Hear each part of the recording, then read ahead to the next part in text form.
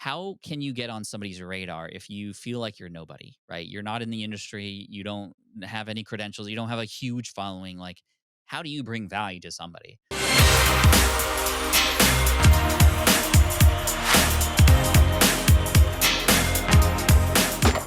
All right, everyone, super stoked for this episode of the Small Business PR podcast. I have someone who really doesn't need an introduction. Pat Flynn, he is so many things. Wow. So he is an author of Superfans that you might have read. He is a YouTuber. He is a Pokemon enthusiast. He has a community, and he really is one of the people that really embodies his values of people over profit. So thank you so much for being on the show. Hey, thank you for having me. I'm excited to have this conversation with you. I think it's going to be an honest one that needs to happen and hopefully can enlighten people to go down a direction for long-term success. Yeah, so I know usually when you get on podcasts, it's usually about like YouTube growth or you have SPI, so you're a marketer. But I really want to talk about kind of the scarcity culture of what we've been told by all the quote unquote bro marketers of scaling and really putting profit and funnels and strategies first before Mhm. people. And I think one of the things that you've done super well is you have a profitable business, but everything you do is all about community and people first. So how do you struggle with that challenge of having a profitable company and having it scale, but then also putting people at the forefront of that? Yeah, I think we need to answer the reason why do we want to grow. And in many cases, the answer is very clear, and it's because you want to help people, which in which case, cool, then everything, all the decisions you do should be, around that or at least spring from that. But in many cases, a lot of people don't even know how to or why to answer that question. It's just like, well, because that's what everybody else is doing, or my many times it's an internal thing, mindset thing. Like my worth is tied to how much money I make, and then if you really think about it, it's like, well, is that a healthy way to go about life? Probably not. But I've also discovered over the years, and I discovered this early on because I started to see a lot of success in my business. My first business was helping people pass an architectural exam. Even before I started teaching business, I started to discover that the more I leaned into helping people, the more it would just come back my way. And sometimes it came back in the form of a transaction when I sold a study guide and some other resources to help people pass that exam. But in many cases, and in more cases actually, the transaction that came back was feedback, positive and constructive feedback. It was in the form of sharing. And this is how I've been able to grow. I don't even consider myself a great marketer, but I'm great at helping people through a problem or through a challenge. And with that requires empathy, understanding where a person is and what they're going through, how they're feeling. Because when you can understand that as somebody who's trying to help them, then they're going to be more likely to listen to you through that. I think it was Jay Abraham who said, if you can define the problem better than your target customer, they're going to automatically assume you have the solution. And then again, for whatever reason, whether it's the media or just our friends or whoever, we always feel like we need a million subscribers, a million followers, a million everything to succeed. But the truth is, and I learned this very early on, there was an essay that was written in 2006 by a man named Kevin Kelly. It's called 1,000 True Fans. And the thesis of this paper, if you will, was the idea that, if you're a musician or an artist or an entrepreneur or creative of any sort, you don't need a blockbuster hit in order to have a very successful life and business. You just need 1,000 true fans. A true fan being somebody that, if you're a musician, for example, they're going to drive 8 hours to hear your set and then wait for you to snap a selfie after just because they love you so much. Or if you are a product owner, they're not even going to read the sales page. They know, like, and trust you enough, so much so that they're just going to go to the buy now button and click buy because they know you have good stuff.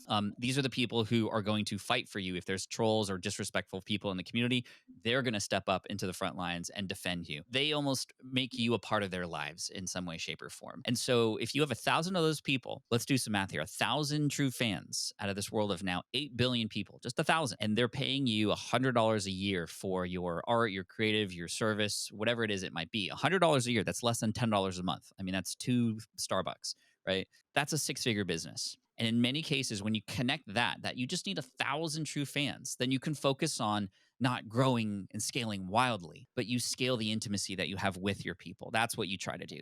You go into the heart of who it is that you're serving and what they might need help with. And what happens is when you go so deep into service in that way, those people can't help but recommend you to other people who are going through the same situation. And thus the marketing happens organically and naturally from the inside when you do that. So a lot of people will say, like, oh, well, you got to upsell your audience. No, you upserve them. And the beauty of this is, let's say you have 1,000 true fans.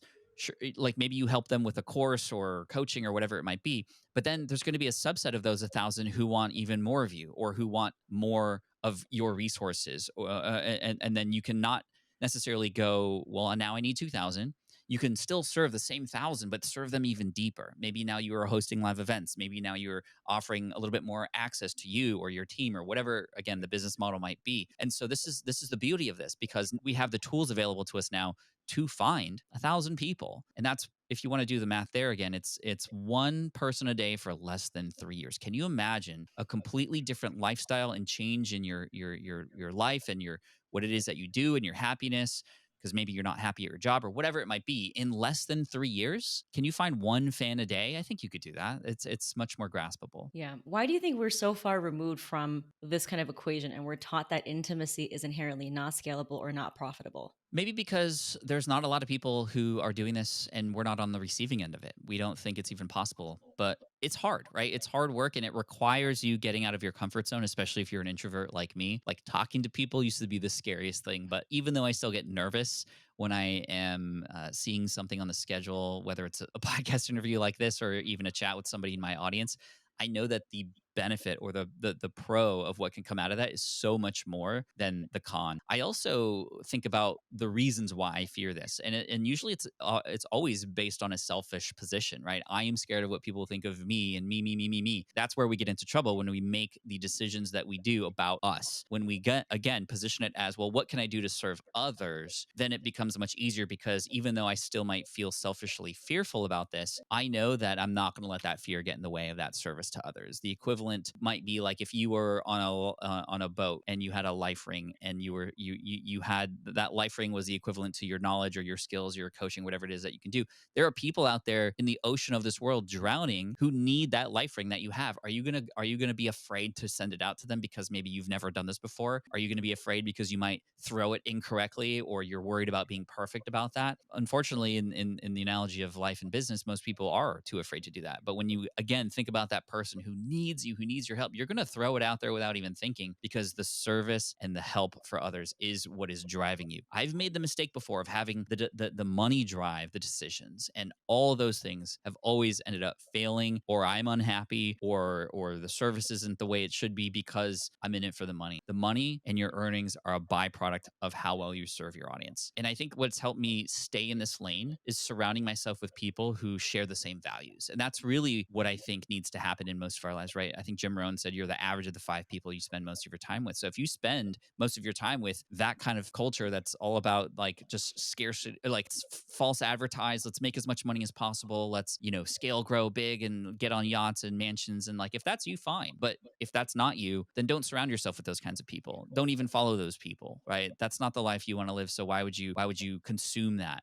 We need to filter our learning. We need to have certain rules and boundaries in place to let in what we know is going to serve us and serve those who are important around us. Yeah, I love that. I recently wanted to give someone a refund because they wanted me to write their pitch for them. And their whole entire platform was, that kind of like yacht, like get rich quick, pay to play. And I literally was Mhm. like, thank you for booking the session, but this is really against the organic strategies that I am really about. And so it would be out of integrity for me. And the moment I said that, I realized there was such power because I really grew. I think, coming out of the Yeah, good pandemic, for I you. thank you. Like I never was an entrepreneur. I was kind of a pandemic entrepreneur, and scaling so quickly and not having a blueprint of what that looked like and just being Mhm. bombarded with the noise of more is better. A lot of that, as you know, child of immigrants, deeply ingrained in us, right? Right. Scarcity mindset. For There's sure. never enough. And I had to go through complete burnout this year after having a fibroid tumor removed from my uterus, which is like a C-section. And I got back on the computer 3 days later to work. And then I completely just like was like, why am I doing this? Right. And I Mm. started to visit my relationship with the deep internalized capitalism that I had and how it was all over my messaging with scarcity and buy now. And so I'm really trying to do the different thing, which is to decolonize our minds. So we talked about community. You talked about how really actually harder to do what we're doing, which is not do the get rich quick funnel magic stuff that everyone's doing, right? Yeah. What if you're just starting off? Let's say you're making soaps and you're on Instagram, and it's so easy to see everyone else with all these followers and thinking you're never going to get there. So you're thinking maybe you throw some money at ads or you'll pay someone. How can you stay in your lane and realize that the little incremental steps that you're building today out of integrity is actually going to serve you way better than spending thousands of dollars on ads? There's a time and place for ads, right? It helps you scale a positive message. But if you have ads set up to scale something that might not be great, or a service that's poor, you're only gonna more quickly find that out, and lose money in the process. So the first thing here is to realize that yes, there are other people doing some amazing things, and they're growing, and they have followers and subscribers, and they're making lots of money. Like, cool, that's them on their timeline. You are not them. And the comparison game is a very, very difficult game to play because you end up doing nothing but questioning your own self worth, your own timeline, and your own products and services. And so, what needs to happen is you need to, if you are going to go and find others out there who are doing things like that, you need to pull inspiration from them. You need to find out what bits of them are motivating, and then even put the blinders on and not even look or even try to train yourself to not care about the fact that they have so many followers. In fact, you can flip the script to say, wow, look at how many followers they have. That means there's a huge group of people in this world who could benefit from the services that I could have and contribute as well, that can complement what this person is doing, right? I don't ever think of this as a zero sum game. I think a lot of people approach business in this way where it's like, if it's like a poker table, right? If like you're winning chips, that means I'm probably losing chips. It's not like that. If they're winning chips, great. That means that winning chips is possible and I can get chips too, but I have to find my own way and special lane. And so I would compare myself. This is what I do. I compare myself not to others and their timeline. I compare my timeline today to my timeline last week. How is this post better than the post I posted last week? And am I iterating enough to learn? Am I 1% getting better every single time and trying to learn about what I can do to improve where I am at? It's the difference between old school education where it's like, hey, you got a B, but Jane got an A. Jane's better than you. And that's like public knowledge in school. And then you feel shameful about that, right? Even though you tried your hardest. Versus what a lot of schools are doing today. And I'm really big on education and trying to kind of move things toward this way, which is like, hey, this is where you're at. It's not an A, B, C, D, or F. This is just where you're at. Now let's try to get over here next. And what are the steps, and what can we do to encourage you to get to that next step on your own timeline based on your superpowers and what you have to offer, right? And so understanding your superpowers or the unique thing that you can bring to the table is really important. You might not know that up front, and it will require reps to figure it out, right?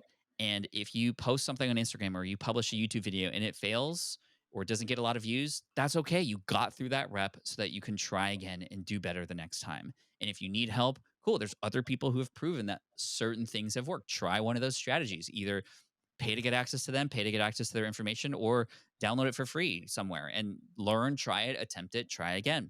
I think it was MKBHD, who's like a very prominent YouTuber right now in the tech space. He's all over the place. I interviewed him for the Smart Passive Income podcast, and he said something very profound. He has like 15 million subscribers now on YouTube. But when he started, his first 100 videos were for less than 100 subscribers. But he said those were the most important videos because it taught him not just like eventually what people liked and disliked, which can only come over time, but it also allowed him to get better with his systems. It allowed him to get better with just feeling more comfortable on camera and doing actual reviews for things. And he's kept all those videos up because it really is a timestamp on the beginnings of something amazing. But you can only be amazing over time if you keep iterating and trying to better yourself. And that's, again, going back to comparing yourself to yourself before is really where the name of the game is. Yeah, I mean, I really think of it, you've seen that in high school where it's like success and you see the tip of the iceberg, right? So few people are willing to kind of do their first 100 shitty drafts. And that's really what I Hmm. teach too in my cold pitching. So we talked about let's say you have a follower, like 100 followers on Instagram, right? Or you have a community, whatever that is for you. How can you leverage that to help grow your business in an organic way? Yeah, I mean, this is easy, and it doesn't require anything but a little bit of time and effort. And that's reach out to those individuals and have conversations with them. And when I share this strategy, I've literally presented this on stage. I'm like, hey guys, it's not hard. You have maybe you have 10 followers. Get to know them. Reach out to them. Who are they? What are their needs? What's the language they use? What are the biggest challenges and struggles? And then I always get pushback like, but like, what about email marketing? What about like online courses, or should I write a book? I'm like, have you had these conversations yet? No, but like so and so is doing it this way and they're like able to sell have you had your conversations yet? Talk to people. And this is going to allow you to immediately surpass the others who are in the same space as you to try and offer something to this audience, because you're going to hear it directly from the people who you ultimately will serve in one way, shape, or form. So the wrong question to ask is, well, what should I create to monetize my audience? The right question to ask is, how can I figure out what my audience really needs help with? And how can I get them to tell me what to do?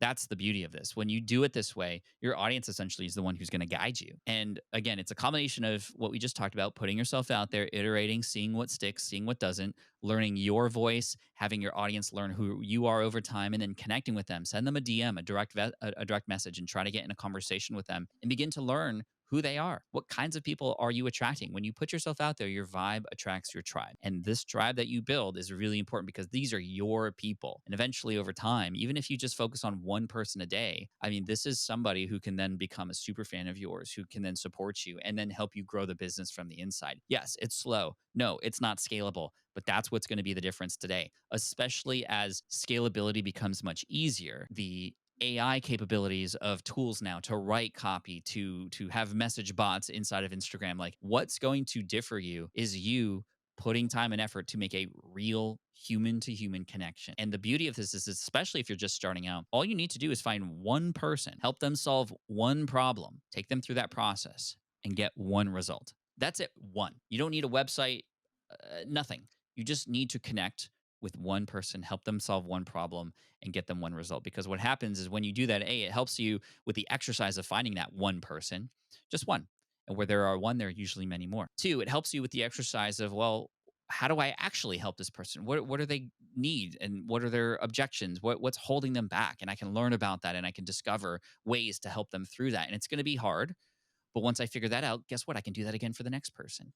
And once I get that one result for them, now I have two things. Number one, yes, a testimonial that I can then use to help support new people who aren't sure whether or not I can actually help people. Well, I have proof now, but now I have proof for myself personally, because now I'm not wondering, oh, I don't know if this is going to work or not. I don't know if I can help people. You've already proven that you can. And that confidence is really key to put yourself out there and sell. And selling is service, or go out there and start writing blog posts or building that email newsletter. Now you have proof from within and in your own mind that this can work. And now you can just find people, and you know how to speak the language. You know where these people exist now. So just to make it easy, find one person. That's it. Just find one. Yeah. What are some of the questions that you would ask for, let's say getting testimonials for them to refer, you to other people? Yeah. So obviously get them that result, give them a win, make them feel great. And then as far as a testimonial, I wouldn't even ask in that manner, like, hey, can you give me a testimonial for what I just done for you? I would ask to get on a Zoom call to just have a conversation, a post-mortem, if you will. Like, hey, now that we've completed this, I'd just love to ask you some questions. What took you so long to finally get the courage to do this, or to break free, right? Like, what did you try before that didn't work? That's always great to know, because you can see what other people are doing that's not working for them either. Why did you decide that you wanted to finally work with me? What about me made it easier? What made you say yes? I'm curious. And that will give you some insight on, well, it was you seem to know the language that, like, I was using. You it seemed to know that you were going through the same thing as me, or it was nice to know that you had gone through that as well. Oh, great. Nice to know. So that when I go on a website and post my bio, I'm going to be very clear that I've gone through this before too, because that connects with people and it was proven.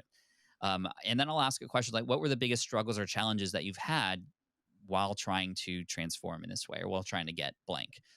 So now we can kind of uncover. And again, this is more of an interview versus a testimonial. But all these things that are coming back are pieces of information that you can use to then market and bring new people in genuinely. And then finally say, like, if somebody was on the fence of working with me, what would you tell them to help them feel safe about making the decision to work with me? And then that becomes your quote on the website, or what have you, right? How would you recommend this to somebody who maybe isn't sure if this is right for them? Um, and that way you get the full story, because testimonials on one hand, I mean, they're very generic typically, like, oh, Gloria was great, like, I recommend her for everybody. I mean, that doesn't tell me anything, versus if you can capture the story in there. Like, before, I was struggling to get noticed anywhere, and I felt like nobody knew what I wanted, and then finally I found you, Gloria, and now you're unlocking my doors, and new opportunities are coming my way that I never thought were possible. Thank you. Right? The before, after, the hero's journey wrapped in there. And that's essentially what you're creating in that first go around with a person, is that hero's journey.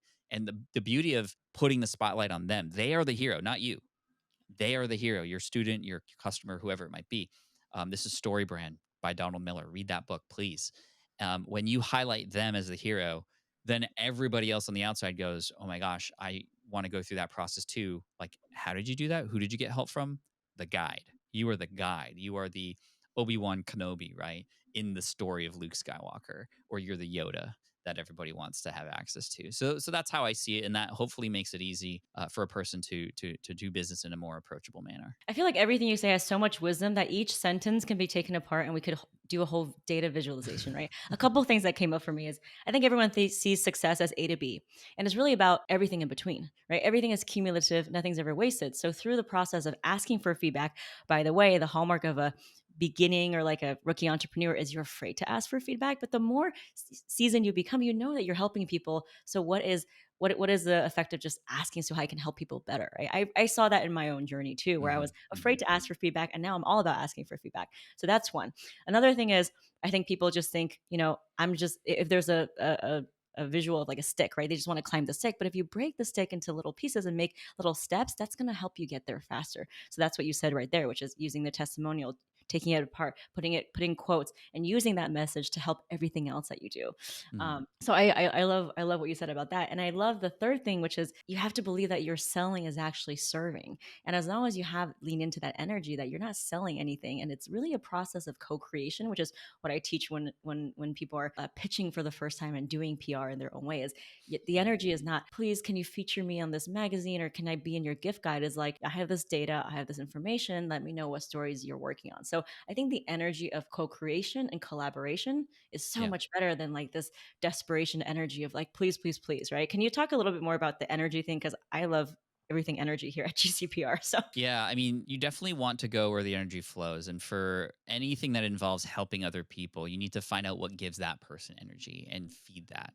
Right. And so it's all about value. What value are you providing to them? So instead of, hey, use my service, the questions that you have to ask are, what do you want right now? And then if you find that there's a correlation of your energy to help them with that goal that they specifically have, then awesome. There's a match made there. But if you ask those questions and you realize that, okay, well, you know what? I actually might not be the best for you. That's great too, because you could move and find somebody whose energy would match yours, and that person can go and find somebody that matches theirs, right? It's the correlation of their goals and what you have to offer. This is why even when it comes down to like pitching yourself for podcasts, it's the difference between me going to you and saying, "Hey, like I really want to be on your podcast. Like I'd love to come on your show," which also is code for I want exposure for free from you, right? And it's like, okay, well, what value does that add? Even though you might still have a ton of value and be able to share some amazing stories, like when you lead with me or take, it never comes across the way that you want it to versus start with service, giving. So the question might be like, hey, what kinds of things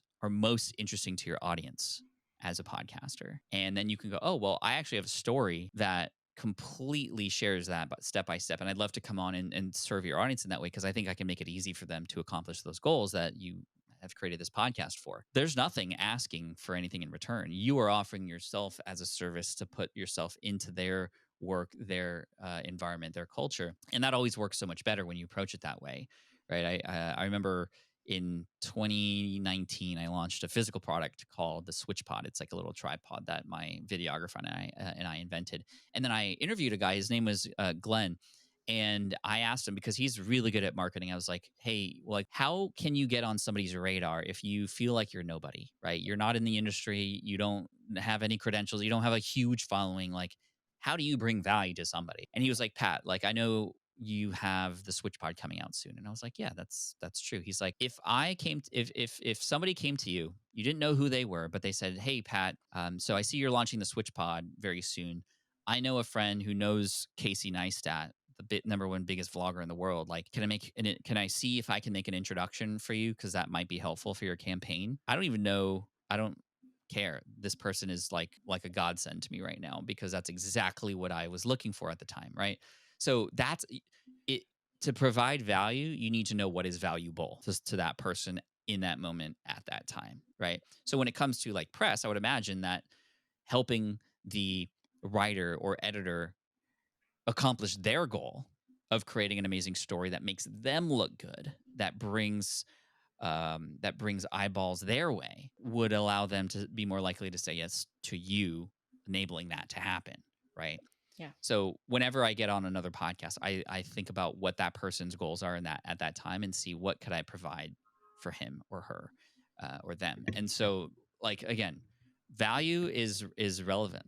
So you have to know what value means to the person who you are pitching to before you present yourself and your services and offerings. Exactly. And I think the reason why people, especially my community, feel worried about pitching is because they haven't done that work and they know it's kind of a sales pitch. And I always say on my PR masterclass is you're not selling to the journalist or podcaster. Like they're not going to buy your stuff.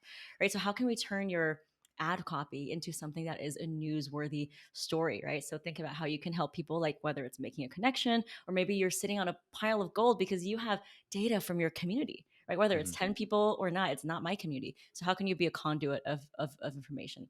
What are some other tips you have from people pitching you, like some of the good pitches, some of the bad pitches, just some straight up no nos that Yeah. everyone should avoid? I mean, the pitches I receive almost every day that I immediately like they immediately go into the trash bin are when it's like, "Dear host of Smart Passive Income, I have a name." And the fact that you're doing this makes me believe that this is not personal, right? So I want a personal reach out.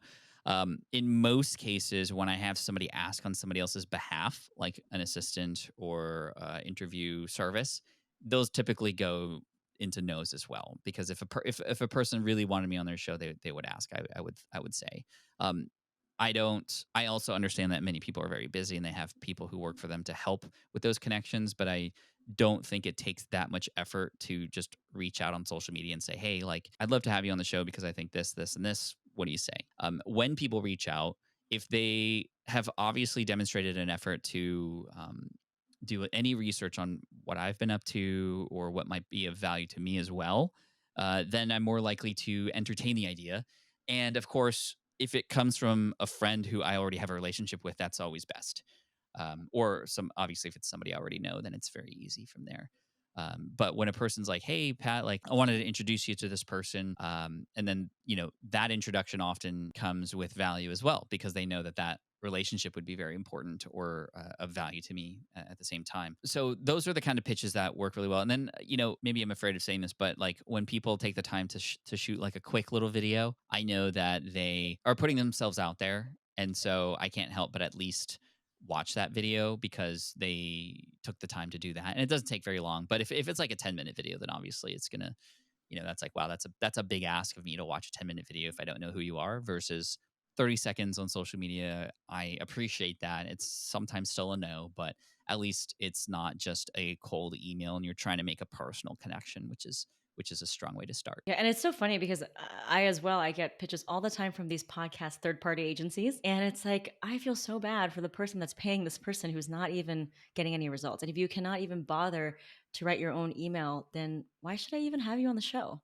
Right? I Yeah. really think in that way, marketing and PR is changing where we've been told for decades that you need to give the keys to these madmen-esque type people who are on the inside. They have the relationships. And so in order to get into their cool kids club, you have to pay for access. And guess what? Access and privilege are two things that BIPOC people don't have, women of color, right? So I think what we're doing is really rewriting the narrative of like, you hold your own key with Hmm. the 10 followers that you have. Because that 10 is going to get to 20 to 30 to 40 and 50. So that's really kind of what I believe in and kind of what you've shared with us too. Are there Yeah. any other marketing tips from the inside where we're not giving the keys to someone else to tell our story? Yeah, I mean, I think an important part of this is understanding the language that your target audience can respond to. That's often overlooked. I mean, we might even have conversations to discover the challenges and problems that our audience has, but the specific words and phrases are really key because, again, to my point earlier, when a person understands that you know what they're going through, then they're more likely to listen and take action on what it is that you have to offer. And so, really studying the words and the phrases and how a person in your target audience, and every audience is different, which is why it's important to actually study this. And this is why these conversations are key, because when you have these conversations in real time with people, you're hearing the words, you're feeling the emotion and the intonation. And when you write a piece of content, when you pitch something, there's real empathy there now. It's not a made up avatar like, oh, my ideal customer is 29 years old. She has one kid and is, whatever. Um, you can't ask that person a question because they're not real. So go out and find real people and use that language back to them and to other people. That's how you attract other people like them, when you use that same language elsewhere. Um, some other strategies are to, there is something to be said for, yes, creating a sense of urgency. I know that there's a lot of people who don't like doing that, but I think it's a power, but it's a power that comes with responsibility. It can be used in a great manner to encourage people to make a decision, because really, as a marketer, that's your job, to help people make the right decision for them. And that right decision for them might be a no, not right now, or maybe even never. But if you keep them in limbo of, well, I'm not sure if this is for me, and I can always make that decision later, then the ability for you to help them is never going to happen, because you need to get them to make a decision. And a way to help a person make a decision is to have either a deadline or something that goes away after a certain time to force that decision. And that might seem manipulative, but using that for good, for, yes, I want you to understand this is here and I need to push you a little bit to get these results, because I know, again, that I can help you and I've helped others too. That's the hard part, is if you've not helped anybody yet, then it feels scummy. It feels manipulative, and the story in your head is, "Oh, I might be like tricking people." And then if you start feeling that way, then you're not going to push hard enough to help people make that decision. You're always going to be saying things like, "Well, yeah, you can buy now, but I mean, this is going to be here for a while, so it might be out later. So don't feel any pressure." There's a fine line there. And so we've found that the more that we drive home the idea that, hey, this is helpful for you, we know it is, we've proven it, and there's a special deal going on right now, and you have to act by this date. I used to feel terrible about that because I thought it was trickery and manipulative, but we have more people coming into the community now as a result of that. They come in as a cohort, and now we can help them and serve them even more, because we have a team and resources and information that can help them, and the results speak for themselves. That's, again, because we proved that these things bring results. If you had a cure for anything, it's almost now your responsibility to go out there and present them in this way to help people. It's when you are selling snake oil that becomes a problem, right? And unfortunately, there's way too many people selling snake oil, whether they believe that snake oil will work or not. If you know that you can help people, then it's your responsibility to put it out there, and to use these tactics to help and serve more people. Because especially if you have something that is life altering or life changing to them, the more that you delay that, the longer it's gonna the longer it takes for them to get that result. So there's a Yeah, I fine mean, line there for sure. I think as entrepreneurs, at least in my community, they might be everyday people making candles or whatever, but they are bringing light to other people. So again, it might be very small for them, but I always say the whole industry is like a puzzle piece, right? And without your unique, a little tiny little puzzle piece, it's not going to be a perfect landscape. So I always encourage Right. them to put their little puzzle piece. I And want to it's not switch just gears. the candle either that they're Yeah, selling, right? It's the exactly. experience behind that. It's what that candle offers them. It's what it signifies or symbolizes. And how do you know what words to say around that? Again, have conversations with your customers Yeah, or those people. You know, this is why some brands who sell literally the same things survive and some don't. It's exactly. because of the experiences and the other things that are around the actual item. It's the why. And this person actually is a survivor of domestic violence. And so she left her husband with 3 kids and she was in a women's shelter. And so she made these candles with affirmations to get herself through dark times. And now she's Mm, using that as a light for other people. So that's really the backstory behind amazing. what she's doing. Yeah. And she was able to get on TV without paying anyone pay to play. I Because want she to has a switch gears a story. little Yeah. bit more to, you know, as entrepreneurs, we're always thinking about, are we building a long term asset for our business or are we doing busy work, right? That's a lot of the things that I teach because I teach organic PR. There's a lot of pay to play PR, but so far, I don't think you should have to give away something, whether it's a sample. So I'm all about that organic strategy. I know you're big on this too, right? With Mhm. YouTube and podcasts. So can you talk a little bit more about why it's so important to look at the decisions that you make when creating content through the lens of, is this going to be a long term thing or is this kind of more of a short term play? Yeah, I mean, I think creating content that serves both sides of the coin is great, because the long term content allows you to plant seeds that will continue to sprout over time, right? And it's almost like, if let's say, I mean, we're recording this around the holidays right now. Let's use a Christmas tree analogy. If you were starting a Christmas tree farm and all you had was seeds, well, you're not going to be able to sell your Christmas trees until a few years later. But you got to keep planting those seeds, and you plant them in stages, right? Where you don't just have all the seeds come out and then all of a sudden you have one great year where you have all these trees and no more trees after that. It's you plant like a row of trees one year, and the next year you plant the next row, and then the next year you plant the next row. And then by year three, you can start selling these trees because they've now grown to a point where now they're of service to people. But then after that year, the next years are already in motion, and the years behind that are already in motion. And now you have this long term business because you're continually planting those seeds. And the beauty of things like YouTube and the things that like podcasting and whatnot is a lot of the seeds that you plant will continue to germinate again and again and again over time, which is awesome. I have content that was created in 2009, 2010 that still continues to bring views and value and leads our way, which is incredible. But at the same time, there are also going to be things that are happening right now that are on top of people's minds that allow you to get in front of them during the moments of things that they're thinking about, right? I know a lot of people, for example, during the pandemic, when the pandemic started, a lot of business owners were really worried about what was happening to their business, and nobody knew what was going on. So I ended up creating a live stream show on YouTube. It was only going to be a week long, but it ended up being 365 days straight. And I showed up, and those live streams, they're not as useful right now because we're not in that same position or same environment. But to the people who showed up and the community that was built during that time, those people have still stuck with me and are still continuing to buy products because I was able to serve them in their time of need of what was going on and what was happening right then. So it's like a mix of understanding of, well, what is something that I can help that will remain helpful over time? But also, what is something that's happening right now that even though I might create something and then it doesn't serve me later, it's still best serving my audience right now.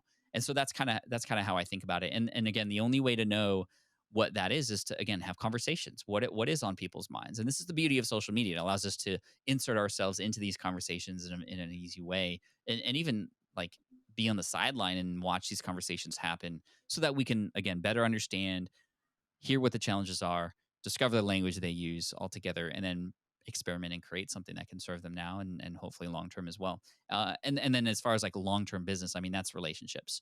Relationships are everything. If you build relationships now with people and serve them, they'll often come for the content, but they'll stay for the community and the connection to you. And so this is where the idea of quick wins comes into play, because quick wins are an amazing way to attract people for the now.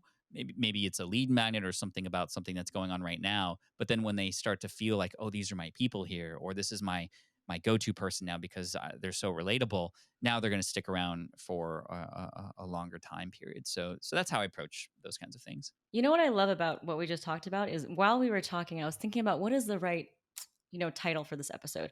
And I really think we're talking about how to sell, but no strategy have we talked about is really kind of the traditional selling strategy, right? So we were telling people how to sell, but everything we talk about is really from the inside out. And that's what I love about. Yeah, how to sell without selling. Exactly.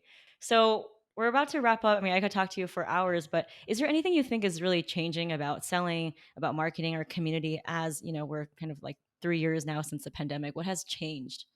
Yeah, I mean, what has really changed is I think the pandemic especially has put a stamp on the things that have always been there, but maybe were hidden because we were getting lost in a lot of other successes and strategies and all this kind of stuff. But the pandemic really slowed a lot of people down and helped people realize at the root level what really matters, and that is connection. And this is why we at SPI we've built and have actually like changed our entire business model recently to be all about community. We just launched something called the All Access Pass, which is like, so we've had these online courses for a while, right? And they've been selling, and we've made over $5 million selling our online courses since 2017. But we're realizing that the completion rates of these courses have been dwindling over time. We had the highest in the industry, and we still do, but they're going down, and it's because access to information is not what people need anymore. The information is freely available everywhere, really. So what needs to happen is you have access to the information, but you need guidance and pathways through that information. You need somebody who's there to hold you accountable, to steer you in the right direction. So what we've done is we've combined our library of workshops and courses. There's like over 18 of them. But if we were to just do that, like many traditional marketers, like, hey, like we have 17 courses, like pay thousands of dollars to get access to them, that's just like you had a textbook. Now we're giving you 20 more. Like, hey, here's more textbooks. Good luck. Go. That's not of service, right? And the hard thing was like we could do that. We have an audience who are made up of raving fans who buy everything we sell. And we could easily make millions of dollars doing that, but that would be irresponsible because right now, and especially since the pandemic and we launched our community, we've seen the power of bringing people together. And what happens is now when people get access to all of our courses, they also get access to pathways through them, meaning they're not going to use some of them, but they know exactly which ones are right for them in this moment. And not only are they going to go through this on their own, they're going to go through it with other people who are going through the same thing with them as a community.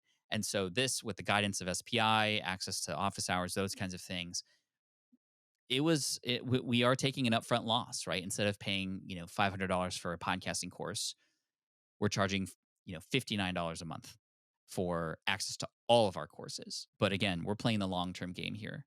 We're providing access to not just the content now, but the community. And we are hoping and are hypothesizing that it will be so much value that people can't help but stay in there so that ultimately we will actually generate more income than if we just did the one-time payment up front for one course. And so everybody wins, right? And even the barriers lower to entry. So we're really excited because this is, I mean, SPI has been around since 2008, and this is probably the biggest change that we've ever made in the history of SPI in terms of our business model, and it is our responsibility. We're actually trying to um, be an agent of change in the industry as far as like what should happen in online education. I mean, there's these great courses, even like masterclass courses with celebrities and such, but you take them, you pay for them, and in most cases, they just are collecting digital dust. We don't want to be the Planet Fitness that just charges people and then hope nobody does anything. Like we want to be the company that represents those who step forward and actually guide people through a process, which is hard work and it's expensive to hire the right people to do this. But this is where we're at, and this is what we're investing our time and money into, and it's really exciting. And that's why I have so much respect for you and I had you on the podcast because the world, like you said, we don't need more marketing magicians, funnel magic people. We don't need more content, right? Like you said, we need a way to make them feel truly supported through connection to validate that they're not alone on this scary journey, whether it be podcasting, YouTubing, or doing PR. And so I Yeah. love that so much that unlike so many people in the industry get rich quick and kind of just leave you, you're really thinking about the long game. And like you said, you're even taking a loss now because you really believe that with that community, you have a lot of responsibility. And I love that you're so intentional about it. So thank you so much for being you. We need a lot Thank more you. people like you. I appreciate you. So what's the next step that people can find out about, whether it's all access or anything else that you're building right now? Yeah, well, thank you. And again, I'm not here to promote my stuff, but if you're interested in it, to see kind of the positioning we're taking in the market and how we're presenting ourselves, smartpassiveincome.com/all access, and it's really exciting. In fact, we're in December right now at the time of this recording, and we had a goal in December to have 300 people come in as founding members into this brand new program, and we hit that goal in 2 days. So we're really excited, and more and more people are getting. So again, just to verify and validate that this is what people are looking for, and that they don't want just more content; they want the experience and to be challenged and to find others that are like them. Because inherently, that's what we are. We're human beings. We work best and are happiest in groups of people who are like us. And that's what we're trying to create. So again, smartpassiveincome.com/all access, or just hit me up on Twitter or Instagram at Pat Flynn. Love to say hi. And again, Gloria, thanks for having me today, and best of luck to you and all your students. And thank you for the work that you're doing, especially for those who are, um, you know, uh, born in a way that already sets them behind others. For people like you to step forward to help advance them is just, I mean, we need more people like you as well. So thank you. Well, together we are rewriting the narrative of what entrepreneurship looks like. Agreed. Thank you. Thank you.